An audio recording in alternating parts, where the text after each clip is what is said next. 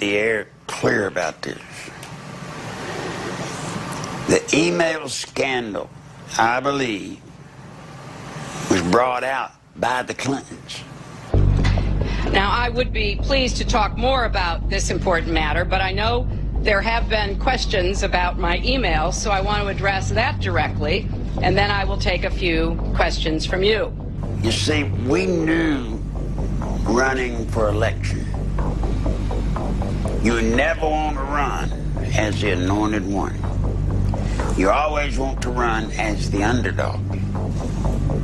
Now, it's kind of hard when you're building Hillary Clinton with all the hoopla and who they are now. How do you get to be the underdog? If you look at the email scandal, where did the email scandal come from? The New York Times. The New York Times has never been anything but a PR firm for the Clintons. Even if they had it, there is no way the New York Times would have broke a story about Hillary that could do damage to her. But look what she's done. They have used the email scandal to catapult them into an underdog status. Now, as we get closer to the election, when you get through the primary and you get into the general election, I can tell you, New York Times, read my lips. Go ahead and write the article. It's probably already written. Right when they get into the general election, you know what they're going to say? They're going to say, oh, we've checked all this out, and it turns out there was nothing to it. That's what's going to happen. It's all used to stage Hillary. Now, if you don't believe me, remember when Hillary ran against Barack Hussein Obama. She should have used our system then, but she didn't. She came in and she was the anointed one, and he whooped her. She's not making that mistake this time. And by the way, if you notice, Hillary's also done the other thing you have to do at the formative stage of a campaign. She's gone around, she's sucked up all of the money that's out there. So anybody tries to run against her, I hear people ask me, what do you think about Biden? I don't think about anybody. What are they going to run against her with? They have already laid claim to the money. Once the American public begins to see the emails, they will have an unprecedented insight into a high government official's daily communications, which I think will be quite interesting.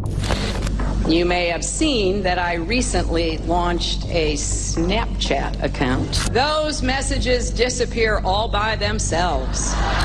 You see, when Hillary gets in office within 6 months, according to the plan we wrote back in 1986, literally there's a plan called the 86 Plan, and it's where we finalized and put everything down. Within 6 months, she will make Bill ambassador to the UN.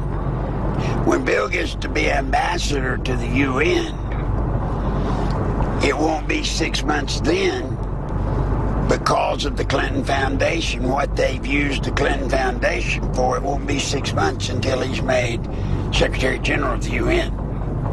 Now, can you imagine the power Bill and Hillary have? I mean, they will have achieved more power than any couple in the history of the world when they pull that stunt.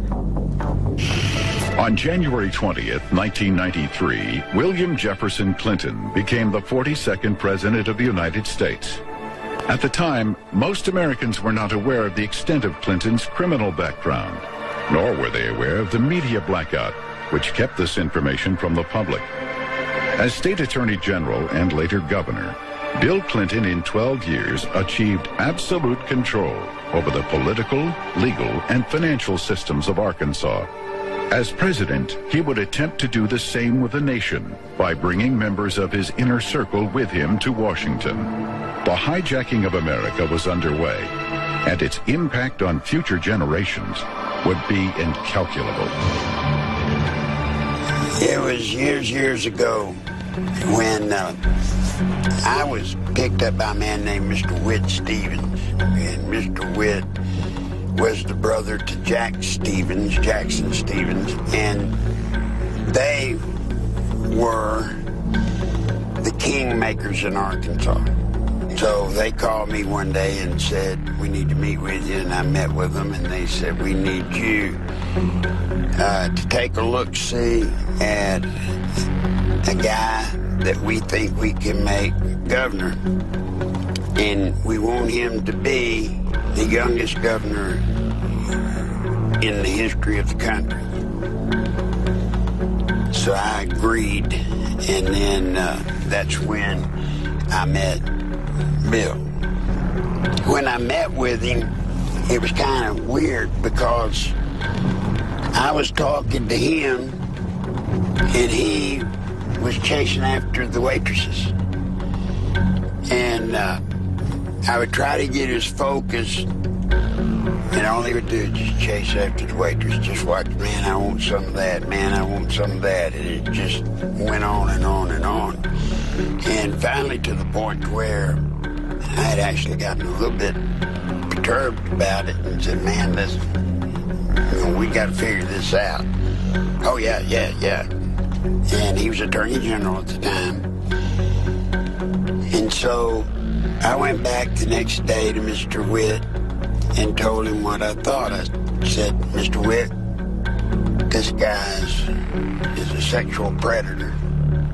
He's not just a womanizer. I mean, I'm telling you, this guy's sick. And he's a pathological liar.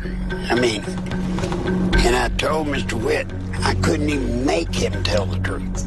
And when it came to something he could tell the truth on that would be harmless to him, he still couldn't tell him.